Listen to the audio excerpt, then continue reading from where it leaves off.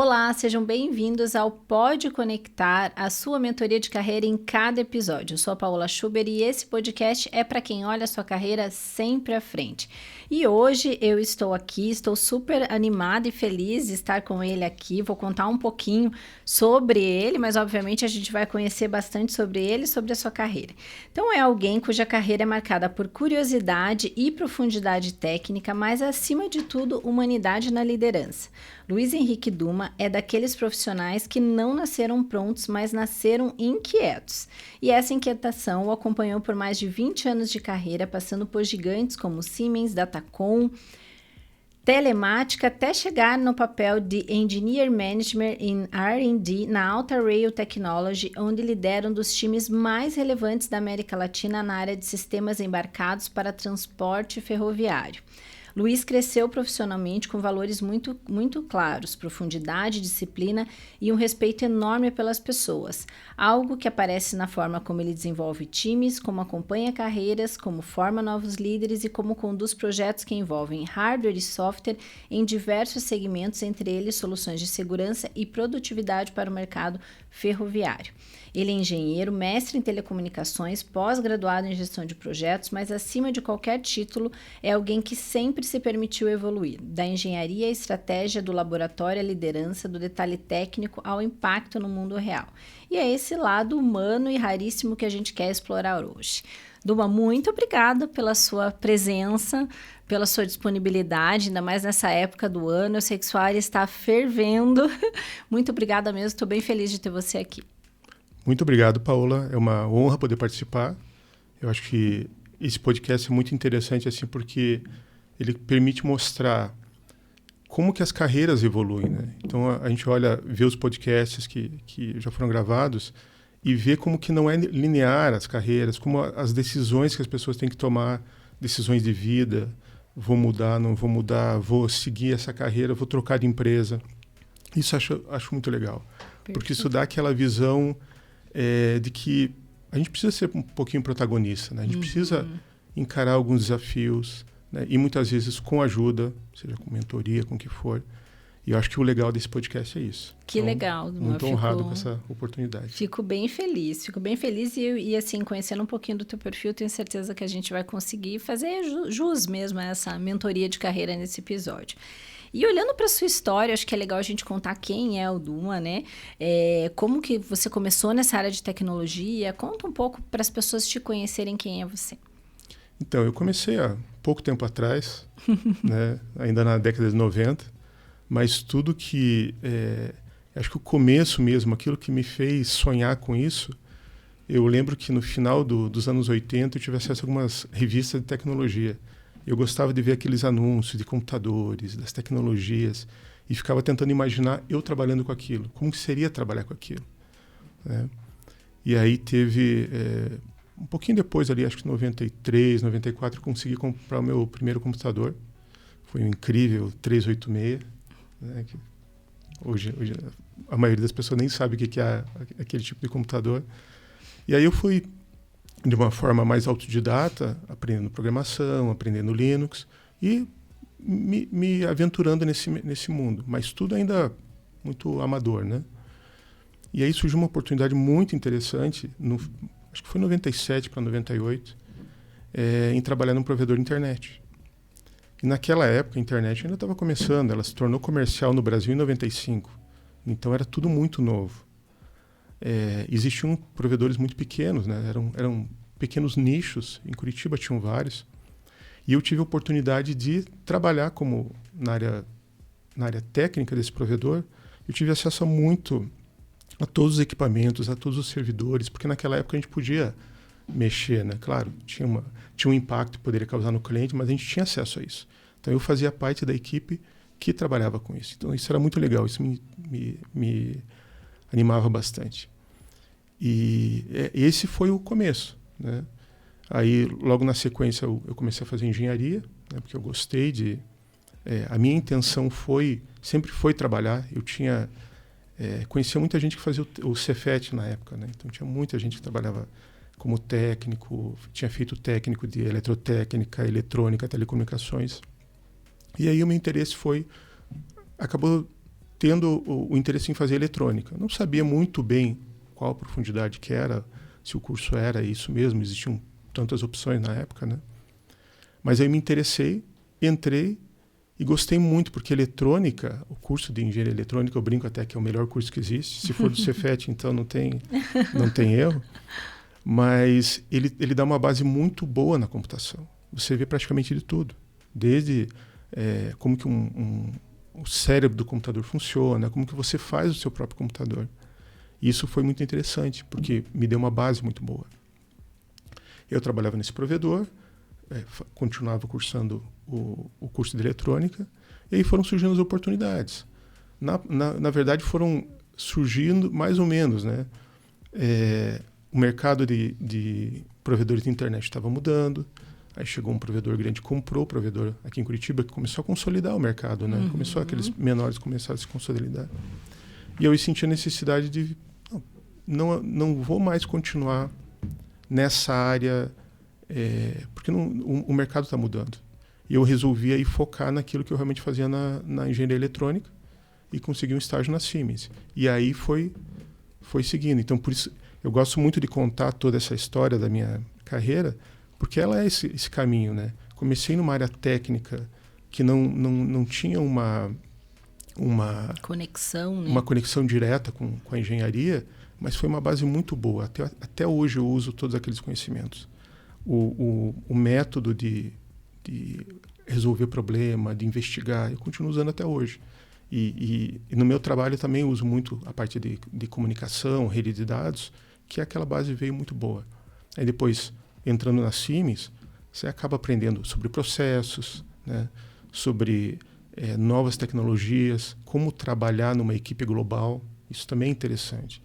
Então, às vezes eu penso assim, quando às vezes alguém me pergunta, eu acho interessante você trabalhar em empresas menores, empresas maiores, porque são diferentes aprendizados. Tem o aprendizado tecnológico, aprendizado de processo, aprendizado das relações trabalhistas também, né? De como que você se relaciona dentro de uma empresa. Então, todos esses são momentos importantes. Mas o meu começo foi lá, desde aquelas revistas bem antigas, chegando até que legal, a engenharia. Que bacana. E sua base técnica é muito forte, né? Quando que você percebeu que você estava pronto para migrar e fazer a liderança de pessoas? Então, eu entendi, à medida que eu fui crescendo tecnicamente, ficando mais experiente, mais sênior, eu percebi que só aquilo ia limitar o meu crescimento, né? Não que necessariamente você precise ser um gestor para crescer na carreira. Mas eu achava que aquilo seria complementar, né?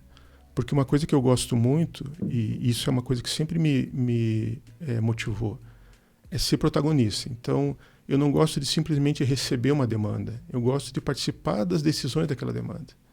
Eu enxergava na gestão essa possibilidade de eu me envolver na tomada de decisão. O que eu via muito nas empresas, às vezes, chegava para o time técnico, o time de engenharia, uma demanda que aquele time entendia que não era ideal, né? E eu entendia que fazendo parte da gestão, de uma gestão de engenharia, eu ia conseguir participar dessa decisão, ia conseguir mostrar para o time por que aquela decisão foi tomada. Porque às vezes as decisões não são as melhores do ponto de vista tecnológico. Não é a que vai agradar o engenheiro, mas naquele momento ela pode ser a decisão ideal. Então isso me motivava muito, né? Outra coisa que eu queria também que eu sempre gostei de ensinar, de passar aquele conhecimento que eu tinha. E eu entendia que dessa forma eu ia poder impactar mais pessoas com isso, que é o que eu procuro fazer, né? Então, a forma que eu estruturo as equipes, a forma que eu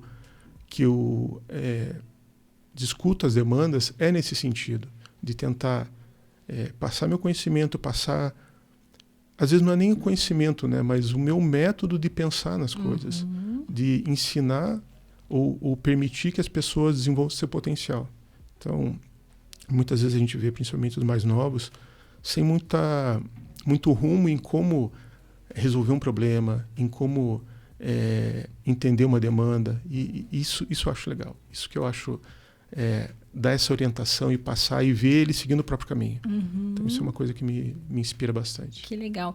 E teve alguma pessoa que você lembre, né, estando no teu time hoje ou não, falando nesse aspecto de desenvolver pessoas que você realmente desenvolveu, que você viu como um case de sucesso? Mais marcante, assim? Eu não consigo indicar assim, que eu possa dizer, esse aqui foi marcante. Mas o que eu gosto assim, o que me agrada muito é ver que hoje, dentro da minha equipe, os 3 coordenadores de software vieram de dentro da própria equipe, foram desenvolvidos dentro da própria equipe. Vários estagiários a gente conseguiu contratar, alguns até a gente não conseguiu contratar porque naquele momento a empresa não tinha condições, não tinha demanda para tanto, mas todos eles se desenvolveram. Então eu gosto de ver a evolução que tem acontecido dentro da equipe, as oportunidades que a gente tem criado. Então, uma coisa que eu gosto sempre de deixar, por exemplo, os coordenadores muito claramente para eles. Vocês precisam ter uma pessoa que seria o seu sucessor, né? Por N razões, né? Se surgir uma outra oportunidade fora ou dentro mesmo, o que for. E isso até recentemente acabou nos ajudou porque a gente teve uma movimentação interna e isso nos ajudou a ter uma pessoa para colocar preparada. Você cria um vínculo maior dentro da equipe, né? Porque a equipe se sente valorizada, ela sente reconhecida. Então eu não tenho um case que eu possa dizer assim que nesse momento eu lembre, mas eu acho que são vários cases de oportunidade de crescimento, de desenvolvimento, né, que tem acontecido dentro da equipe que me deixam bem satisfeito. Perfeito. E entre tantos desafios e aprendizado, o que foi mais transformador para você? Seja dentro do aspecto de liderança ou também de uma forma geral como profissional? Eu acho que nos últimos tempos o que mais mudou, se eu for olhar, por exemplo, de 10 anos para trás para cá, foi aprender a olhar aquilo que a identificar aquilo que não é dito. Então, muitas vezes a gente tem aquela visão de que eu falei, a pessoa entendeu, ou o sim é realmente um sim, não é um sim só para não entrar em conflito. Então eu comecei a olhar, isso eu acho que foi uma das características do ponto de vista de tratar com pessoas que eu mais absorvi. Então aprender a olhar aquilo que não está sendo dito, aquilo que está nas entrelinhas, o porquê daquela reação, como contornar. Muitas vezes a pessoa pode estar numa situação defensiva ou não está querendo se envolver num projeto. Como tratar aquilo? Esse lado daquela informação que está oculta. Né? E do ponto de vista como profissional também, acho que uma coisa que eu consegui desenvolver bem, que foi importante, principalmente nessa fase que eu estou mais como gestor, é olhar aquela visão, ter uma visão mais do negócio. Qual que é o impacto que essa solução tecnológica está trazendo para o negócio? Isso foi bem marcante nesse período que eu estou na RT, porque a gente consegue ver o impacto que aquilo traz para a ferrovia, para o cliente, em termos de produtividade, em termos de segurança. E às vezes até o impacto que aquilo traz na implantação, porque os projetos grandes às vezes são difíceis de implantar. Então, como é que eu concilio? Eu não posso ficar pensando só na excelência técnica. Como que eu alio a excelência técnica com aquilo que vai resolver realmente o problema do cliente? Porque muitas vezes não é a melhor solução tecnológica que resolve o problema. Às vezes ela traz um outro problema. Então eu tenho que olhar esse lado e entender isso para trazer para a equipe. Nesse momento nós vamos fazer dessa forma, porque o impacto para o cliente vai ser esse. Isso ajuda também a deixar a equipe mais consciente da contribuição que eles estão tendo. Eles passam a pensar assim, não vamos fazer dessa forma, porque isso vai trazer esse impacto aqui. Então, isso é legal também. Isso foram duas coisas que eu acho que eu consegui, que eu aprendi bastante. É olhar aquilo que não está sendo dito e esse impacto no cliente. E isso é ser estratégico, né? Sim. No final das contas, porque você acaba não sofrendo Porque como você trouxe, nem sempre a melhor solução é a que vai resolver tecnológica, é a que vai resolver o problema do cliente. Exato. Então não adianta você ter o melhor do mundo e a pessoa continuar com o problema. Então a Exato. gente fazer isso, né, quem presta serviço sem sofrer, entendendo que ampliando essa visão, não olhando só o técnico, acho que é fundamental. Bem legal isso que você trouxe. Acho que principalmente dentro de áreas de engenharia é um grande desafio. Sim. E falando em áreas de engenharia, né, em um ambiente tão técnico e tão exigente, ainda mais dentro dessa área eletroeletrônica que você atua, como que você vê esse espaço de vulnerabilidade, segurança psicológica e conversas mais verdadeiras mesmo, seja com o time, seja entre áreas, como que você vê isso? Isso para mim é essencial, porque imagine uma área que precisa ter inovação, precisa ter liberdade para muitas vezes resolver problemas complexos e você não ter segurança psicológica. A tendência natural das pessoas vai ser o quê? A fazer aquilo que é o seguro, aquilo que ela não vai se colocar em risco, não vai ter inovação. Então, eu acho que a segurança psicológica no nosso ambiente é muito importante. Então, eu acho que todos os ambientes aproveitam disso, mas na nossa área eu vejo muito, você limita o engenheiro a ser criativo, você limita ele a se envolver na solução dos problemas, porque se você não der uma segurança psicológica, ele vai se limitar a fazer aquilo que você pediu para ele fazer. E não vai correr risco, porque em última instância ele vai falar, você me pediu para fazer isso. E aí o que eu procuro fazer? Deixar claro para eles, essa demanda é dentro desse contexto, essa solução que eu estou pedindo para vocês está considerando essas premissas. Mas e se acontecer tal coisa? Vamos registrar como risco, vamos registrar como a premissa é que isso não vai acontecer, para dar essa segurança para eles. Então, muitas vezes, é deixar claro o que está se pedindo. Nós estamos trabalhando nessa solução, dentro desse contexto, dentro dessas limitações e com esses riscos. Porque isso permite que eles sejam criativos. Eu acho que é importante isso. E eu peço até mesmo para os coordenadores, né, para olhar se a equipe está com essa segurança, né? Eles estão se sentindo confortáveis para opinar, para dar a sugestão deles, para ter uma opinião contrária.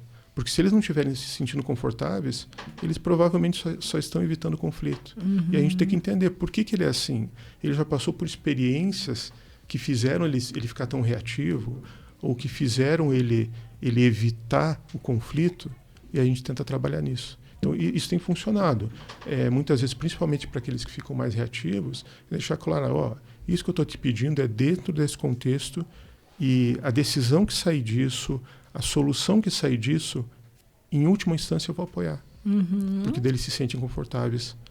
Que legal, nossa, acho que faz super sentido, assim, até porque isso vai gerar o diálogo, isso vai gerar a discussão, isso vai gerar a melhoria, porque não é para ter um time que só aceita, e sim um time que se sente seguro para poder opinar e realmente trazer um contraponto, trazer um ponto de vista diferente, né? Exato, e o que é mais legal é quando você vê que o time está fazendo isso naturalmente.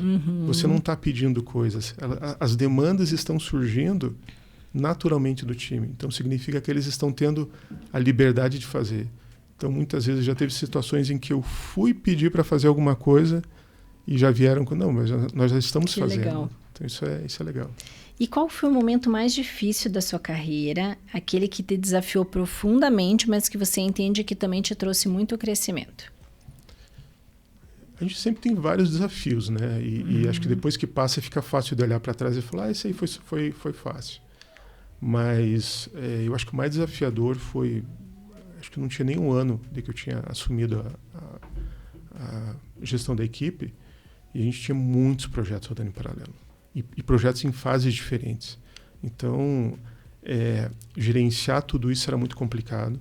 Então, eu recém tinha assumido a equipe crescendo, porque a gente precisava de mais gente entrando para poder ajudar, as demandas surgindo, esses projetos em paralelo, até em países diferentes, né? Tinha na América Latina, fora do Brasil, dentro do Brasil. E aí começaram a surgir situações de multa contratual, atraso no projeto, gastos adicionais do projeto. E todas essas demandas chegando. E isso gerando uma pressão muito forte, gerando uma pressão no time, gerando uma pressão em mim. Era um projeto da própria empresa, eram projetos grandes, né, envolvendo vários times, mas você começa a impactar, você vê que você está impactando na empresa. A gente trabalhando até altas horas. Tinha uma brincadeira que a gente fazia, chegou uma vez um motoboy trazer comida para a gente lá e perguntou, vocês trabalham 24/7 aqui? Porque a gente estava trabalhando muito, né, muito tempo, e era desgastante. E aí eu precisei aprender a como gerenciar isso. Não tentar absorver tudo, a como gerenciar muitas vezes até a forma de tratar com os colaboradores, a forma de recrutar para procurar o perfil correto, né? Porque muitas vezes a gente não toma cuidado com esse tipo de detalhe ou negligencia algumas coisas. Como conversar com os stakeholders para deixar eles atualizados sobre as informações. Né? Estamos nessa situação, estou tendo esses problemas e vou precisar de ajuda nisso. Então, como que você conversa com os teus pares ou com as outras áreas que fazem interface com o cliente? Então, melhorar essa comunicação, melhorar a gestão da equipe e até mesmo a gestão própria da minha pessoa, né? Como que eu gerencio tudo isso? Uma situação bem puxada, bem estressante. Mas acho que isso mudou a forma como eu comecei a levar as coisas depois, né? A forma como eu comecei a estruturar tanto a gestão da equipe, a gestão das atividades em si, o relacionamento com as outras áreas. Né? Perfeito. E hoje, quando você está entrevistando um candidato, né, quantas pessoas você está liderando hoje? Hoje em torno de 27. Certo. Quando você está entrevistando uma pessoa para entrar dentro da tua equipe, o que você olha assim, e identifica como grandes diferenciais competitivos? Assim? Seja parte técnica, seja parte comportamental, mas que você vê, puxa, isso já coloca ele um pouco à frente. Assim, tem alguma coisa em especial? Eu acho que o principal é o comportamental. Porque alguns requisitos técnicos precisa ter, porque se a pessoa não tiver, ou a curva de aprendizado vai ser grande, ou muitas vezes ela não tem o perfil para aquilo. Né? Então, a gente procura olhar o lado técnico, avaliar, e às vezes isso é um pouco mais fácil de olhar, né? Com algumas perguntas, algumas técnicas você acaba identificando, mas eu acho que o que mais conta é o comportamental, porque com o comportamental ele vai ditar como ele vai lidar com novas situações, como ele vai aprender novas tecnologias, porque dificilmente eu vou conseguir um perfil que bata com tudo que eu tenho lá dentro de tecnologia. Só alguém que realmente já trabalhou lá e está voltando, aí possivelmente não precisa nem entrevistar, né? Mas eu procuro muito qual é o perfil. É um perfil que vai resolver os meus problemas, vai me ajudar a resolver problemas. Então, teve um caso recente que eu fiz participei do recrutamento. Eu gosto de participar sempre que possível, né? A gente sempre gosta de fazer pelo menos 2 pessoas, porque tanto para os outros aprenderem, se envolverem, isso ajuda na dinâmica. Mas o candidato... eu vi que o candidato não valorizava tanto aquilo que ele dizia nas entrelinhas, o perfil que ele tinha, a forma dele atuar, mas ele não sabia valorizar isso. Isso o engenheiro tem muito, né? O engenheiro não sabe se vender, não sabe vender mostrar o seu valor. E eu fiquei bem impressionado positivamente com o resultado, porque aquilo que eu identifiquei de comportamental na entrevista se mostrou depois no dia a dia, na forma dele encarar novos problemas, coisas que ele nunca tinha visto. E ele foi lá e trabalhou muito bem. Então, eu valorizo muito mais o comportamental. E aí, por isso que eu acho que um recrutamento técnico é importante. Um recrutamento técnico no sentido de você olhar o lado... por exemplo, vocês trabalham muito tem uma psicóloga fazendo recrutamento. Porque vocês conseguem extrair esse lado comportamental e o lado técnico numa primeira triagem, e depois a equipe pode fazer. Então, acho que isso é importante. Você tem que olhar o lado comportamental, porque é o que vai ditar. Na maioria das vezes é isso que acontece, né? A pessoa é desligada, demitida pelo comportamental. Como que ela encara os problemas, como que ela encara os novos desafios, uma situação de estresse, como é que ela encara isso?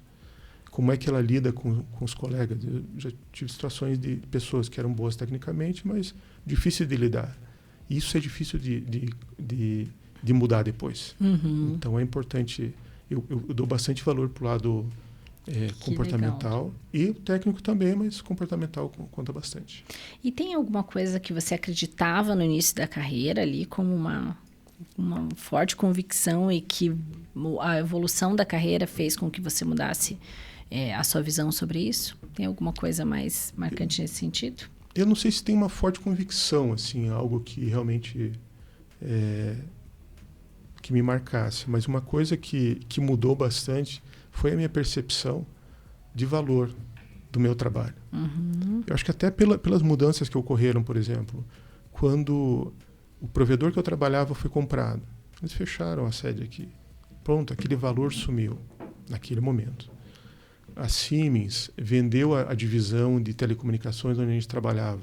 Naquele momento, o valor sumiu. Claro que o valor para outras empresas continuava existindo, tanto é que eu fui utilizando. Mas essa percepção de que você precisa entender o teu valor naquela organização. Pode ser que você seja um excelente profissional, mas para aquela organização o valor não é tão grande. Então é você procurar, ou você se adaptar, né? Uhum. Criar valor para aquela organização onde você pretende trabalhar, ou se adaptar, procurar uma outra empresa, ou procurar o lugar onde aquilo tenha valor. Uhum. E não se sentir, muitas vezes, não valorizado, mas, de repente, é a situação da empresa. Para a empresa, aquilo não é tão importante quanto aquilo que você acredita que seja. Talvez essa foi a grande mudança que eu tive. E o momento também, né? Tem que ter muitos alinhamentos para que isso funcione, né? E às vezes a pessoa está no momento, a empresa também está em outro, então faz super sentido. Eu levo um colega meu que uma vez ele comentou assim, estava revoltado naquela época porque quando ele entrou em engenharia, a área de telecomunicações estava bombando. E agora já estava diminuindo. Porque aconteceu isso, né? A telecomunicações diminuiu bastante. Virou quase que um commodity. E aí ele estava revoltado porque ele fez a engenharia com esse viés, com essa intenção. Mas não, mudou o valor, mudou a percepção. A gente tem que se adaptar. O conhecimento continua lá. O que você vai usar daquele conhecimento? Né? Como que você vai transformar aquele teu novo conhecimento? Está mudando, por exemplo, as tecnologias automotivas. Está passando tantas mudanças que estão acontecendo, o mercado vai ter que se mudar, os profissionais vão ter que se adaptar. Eles vão continuar, quantas mudanças vão acontecer nos próximos 20 anos? Então a gente vai ter que saber criar valor em cima dessas novas mudanças. Né? E se requalificar. Acho que é a competência do momento, assim, né? Essa capacidade de requalificação, tá? Eu sei isso, o que eu uso, o que eu sei, mais o que está vindo para a gente... Exato. Como que eu aprendo rápido essa nova tecnologia, como que eu extraio o valor em cima disso, nessa nova ferramenta que está surgindo e tudo mais. Perfeito. Eu acho que isso é o ponto que vai deixar os profissionais mais competitivos também, assim, isso eu não tenho dúvidas. E Duma, conta o que é o seu trabalho. Eu acho que é legal a gente contar um pouquinho para as pessoas o que você faz, né, como gerente da engenharia tanto para hardware quanto para software, o que vocês fazem lá, e depois eu tenho mais uma perguntinha aqui para colocar, mas eu queria esse contexto antes de fazer essa pergunta. Então, a RT, né, Alta Rail Technology, desenvolve soluções para o mercado ferroviário. Né? Nem eu conhecia antes de ter contato com a empresa. Então, no caso da minha equipe, é o computador de bordo da locomotiva e os sistemas de comunicação. Então, a solução como um todo você tem os equipamentos dentro da locomotiva, monitorando a locomotiva, verificando velocidade, verificando se ela pode circular numa determinada região e se comunicando com o centro de controle, que é equivalente a uma torre de controle do aeroporto, que vai dizer se aquele avião pode circular naquela região, em qual altitude, se ele pode aterrissar, se ele pode decolar. Então é um conceito muito parecido. O que a minha equipe precisa garantir é que toda a supervisão da locomotiva está sendo feita, informada para o centro de controle, e nós estamos garantindo que a comunicação está fluindo entre o centro de controle e a locomotiva. Por que isso é importante? Porque na ferrovia, toda a circulação é compartilhada. Então, você não tem várias pistas. Em algumas regiões, em algumas ferrovias tem, mas em muitos locais, a mesma via por onde o trem vai num sentido, ele volta no outro. Então, você tem que evitar que tenha uma colisão, que 2 trens tenham tanto uma colisão frontal como traseira, várias situações, não exceda a velocidade, porque se ele exceder a velocidade, ele provavelmente vai descarrilar. E isso vale tanto para ferrovia de carga quanto de passageiro. Né? A empresa tem um enfoque muito grande em ferrovias de carga, mas também tem transporte de passageiro. Então, o que a gente precisa garantir é o centro de controle emitir uma autorização para aquele trem circular. A autorização vai chegar, o computador de bordo vai garantir que o trem está no local autorizado, na velocidade adequada, fazendo tudo o que tem que ser feito. Então, é essa supervisão que ele faz. Se alguma coisa está errada, uma das ações é aplicar o freio para o trem e avisar o centro de controle. E aí o centro de controle continua monitorando as demais locomotivas e trens que estão circulando naquela região. Então, de modo geral, é isso. Uhum. E a gente fala também muito de produtividade, porque isso ajuda a ferrovia a monitorar melhor os trens, a monitorar onde eles estão, em que velocidade que eles estão. A ferrovia consegue olhar como que o maquinista está conduzindo o trem para ver se ele está conduzindo de uma forma eficiente. Então, isso também ajuda na produtividade. Uhum. Então, em linhas gerais, é isso. A gente vai garantir o hardware e o software que vai dentro da locomotiva e o software que garante a comunicação com o centro de controle. E agora você vai entender por que eu fiz essa pergunta, né? Esse trabalho, ele impacta direta e indiretamente um grande número de pessoas, né? Não só as pessoas que estão envolvidas ali na ferrovia em si, né? Mas também as pessoas que são alimentadas por todo esse sistema de várias formas, né? E como que é para você garantir comunicação, segurança e mobilidade? Como que é viver com essa responsabilidade nesse dia a dia? Então, é uma responsabilidade grande porque se o nosso sistema não faz a supervisão adequada, pode ocorrer uma colisão entre trens, pode ser frontal e acontece isso nas ferrovias. Aconteceu em uma determinada ferrovia com trens de passageiro. Qual que é a nossa primeira preocupação? Teve vítimas ou não? Porque isso impacta. E a minha equipe também faz análise dessas ocorrências para depois gerar um relatório e dizer qual que foi a causa daquele acidente. Seja um descarrilamento, mas geralmente é quando ocorre uma colisão, né? Então, a equipe fica preocupada, não teve vítima, não teve vítima. O que a gente procura fazer para lidar com isso, né? É trabalhar bem, controlar bem aquilo que está sob o nosso domínio.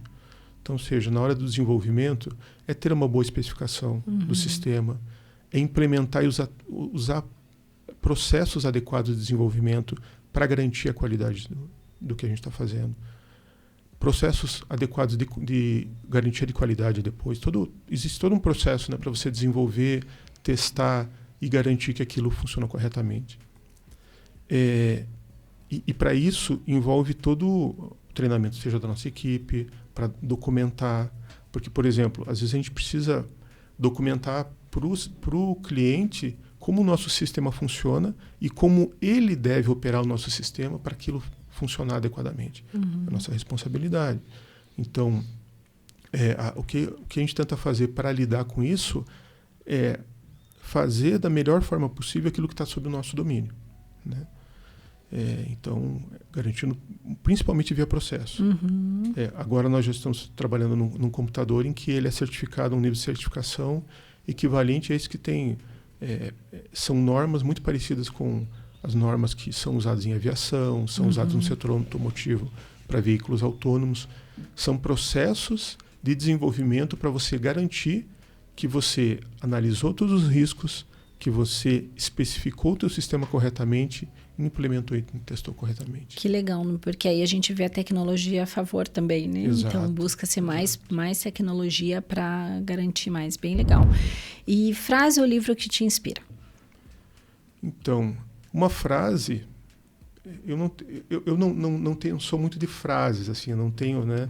Mas em algumas situações em que realmente eu estou meio sem rumo, né? Ou preciso meio atordoado, dependendo da situação. Eu costumo lembrar uma frase do Chico Science, né? do Nação Zumbi, que é: um passo à frente e você não está mais no mesmo lugar. Perfeito. É óbvio, é simples, mas muitas vezes a gente se perde e fica dando voltas. Keep walking, né? Continue andando. Bem isso. Se você fez o teu dever de casa, se você se preparou para essa situação, acho que o importante é a gente precisa se preparar, mas aí seguir dando os nossos passos, né? Perfeito, Duma. E a frase que deu início a esse podcast é: por que você faz o que você faz? Então, o que eu gosto é sempre ser protagonista naquilo que eu faço. E eu gosto para isso, eu gosto de me desenvolver. Eu gosto de conhecer novas tecnologias e me aperfeiçoar. Isso acho que faz parte desse meu jeito de ser. Claro que, consequentemente, eu vou contribuir para a empresa onde eu estou, para o ambiente onde eu estou. E também eu gosto de criar as mesmas condições que eu gostaria de ter para me desenvolver, para crescer, para criar tecnologias. Eu gosto de criar para os outros. Então, por isso que eu gosto da gestão de pessoas, dessa gestão de pessoas na engenharia. Porque com isso eu consigo me realizar, me desenvolvendo, tendo acesso a tecnologias, me aprimorando e criando condições para as pessoas. Isso também me traz muita satisfação. Que legal. E como consequência, a empresa, o resto se beneficia disso também. Que legal. E é muito bom ver a leveza com que você leva, com que você fala desse tema, como você fala das suas atividades que são... parecem que são tão simples, mas a gente sabe que não é, mas a forma como você traz isso, certamente isso tem um impacto muito positivo no time. Então, para mim ficou bem, bem marcante isso. Legal. Duma, muito obrigada mesmo por você estar aqui conosco. Acredito que você trouxe diversos insights, fez desse episódio uma mentoria de carreira. Então, muito obrigada. Muito obrigado pela oportunidade, espero que várias pessoas consigam aproveitar isso que a gente conversou aqui. Não tenha dúvidas, obrigada. E chegamos ao fim de mais um episódio do Pode Conectar Carreira à Frente. Se você gostou desse vídeo, curta, comenta e compartilha. Obrigada.